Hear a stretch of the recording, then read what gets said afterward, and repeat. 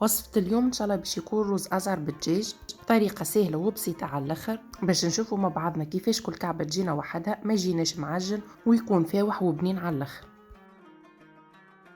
خديت افخاذ متاع الدجاج غسلتهم وخليت الجلدة متاعهم، خديت كمية 300 غرام روز ما يعادل كوب، غسلته بالباهي نحيت منه نشا. بالنسبة لنوعية الروز تاخدوا اي نوع.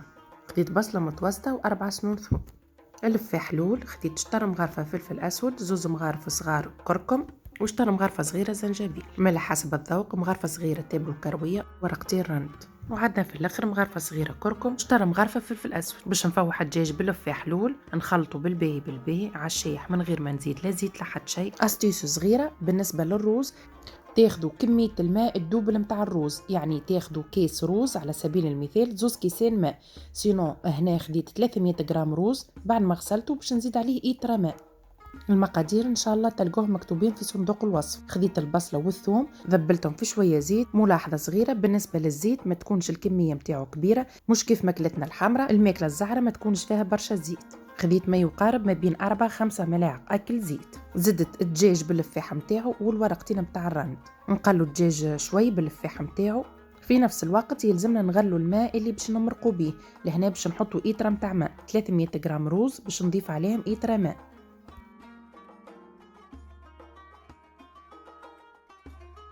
قليت الدجاج بالباهي وشربك اللفاحة متاعو وتوا باش نمرقو، نخليه ياخذ غلوة ومن بعد نزيد الملح والتبل والكروي.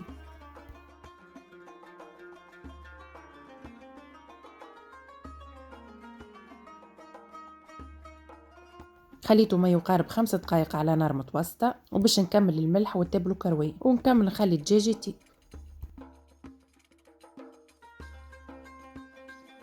توا بعد ما طاب الدجاج باش نحيه من المرق وباش نعمله طبشميطة صغيرة في الفوق. المرحلة هذه تنجموا ما تعملوهاش، ما يراي تعطي لون مزيان للدجاج. خذيت طرف زبدة باش ندهن بها الافخاذ متاع الدجاج وندخلهم للفوق، نشعل عليهم الشواية من الفوق نخليهم جوست يحمروا شوي.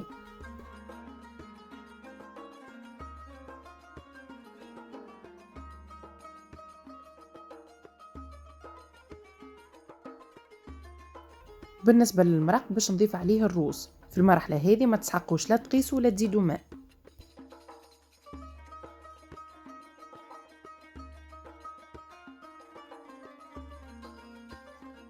باش نكمل الفاحة متاع الروز اللي هو الكركم والفلفل الأسود باش يجينا من بعد الروز فاوح وبنين واللون متاعو غامق. نحركه شوي ونغطي عليه، وهذه المرة الوحيدة اللي نحركوا فيها الروز على خاطر الروز ما يلزموش التحريك، راهو من بعد يعجن ويتكسر. في يبدا الروز يغلي نغطوا عليه ونقصوا في الغاز وخلوه يطيب.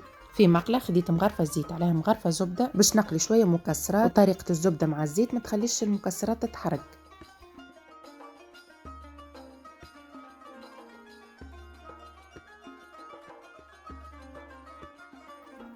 الروز لهنا شرب المرق بالباهي باش نطفي عليه الغاز ونغطي عليه نخليه 10 دقائق اخرين. ملاحظة بالنسبة للروز راهو يطيب على نار هادية على الاخر. من بعد ما خليت الروز مغطي لمدة 10 دقائق، شوفوا الروز كيفاش كل كعبة وحدها. باش نحط شوية فاكهة، تنجموا تقسموا الفاكهة على زوز، شوية تحطوهم في الروز وشوية تزينوهم من الفوق.